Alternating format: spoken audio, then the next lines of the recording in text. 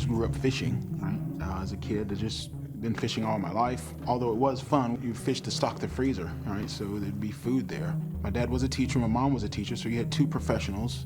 And yet, we had a garden on the side of the house, and we were fishing every summer, stocking the freezer. Although we didn't really need it economically, that was a part of my culture. There's never any question of where food was coming from. I make my own fishing tackle, and I test it on the river. And then, you know, I take it and then sell it online.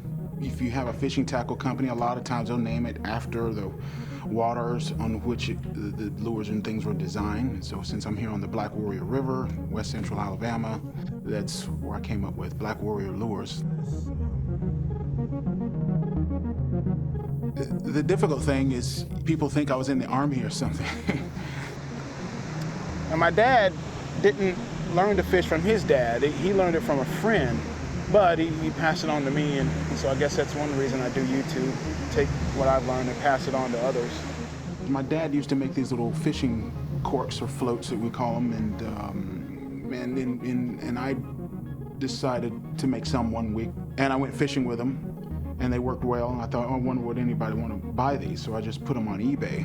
But what happened was people would always ask, how do I use the daggum things? Because they're not intuitive. So I saw YouTube as a way to teach my customers how to use the products that I'm making for them.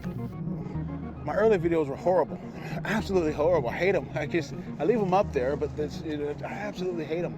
Since I started sort of studying filmmaking or trying to understand this whole other art and expression, so I really wanted every single fishing adventure that I do to, at least in some way, look like a documentary film. I have a background in music, graduated at the University of Alabama, and I got hit with like a copyright claim from YouTube. I'm like, so I have a license to use this music, and so I said, forget this. I've got 2 degrees in music, I'm gonna put the degrees to work. And so at that point I said, I'm just gonna start composing all my own music. I decided I was gonna probably do electronic music, but somewhere along that search I found out about this thing called a modular synthesizer. If you go back and watch old videos of like the jazz fusion group like Weather Report, you see Joe Zawinul with a keyboard, but the keyboard was attached to this big monstrosity, and he's got all these knobs and all these wires. And I found out that this technology had kind of experienced a resurgence. This old technology had come back. That's where I decided, well, maybe I can just think more like a composer and less like a performer. You're kind of a composer, arranger, / conductor. You know, you're kind of doing all those. But it is a kind of what I would call process music, and that process is playing out. But it's not like I'm separate from the process. You know, I gotta still manipulate, I gotta twist, I gotta patch, I gotta tweak. But I just compose the tunes, and I'm almost always have a patch ready, or almost always have a tune going, and I just record the tunes. Once I get about 7 tunes recorded, I just put them together and put them on an album on Bandcamp. And I sell it under the Creative Commons license. So people can buy it and actually download it and use it in their YouTube videos. And I've got, 23 albums? Most of those are 7 tunes per album, some of them a little bit more. And I have a couple of singles out, but 23 releases. So it's a nice little library that's been built up. I grew up in Selma, Alabama.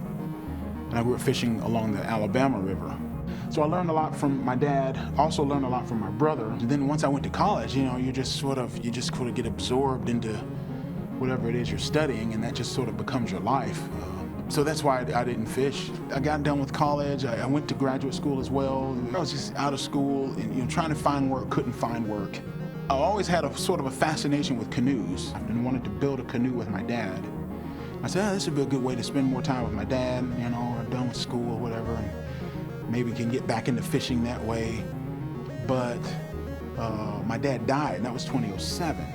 I was just faithless and hating the world and kind of wishing everything would die, you know. And then one day, I just said, I'm done. Forget this. I just said, I'm going fishing. There we go. No, it's a little catfish, actually.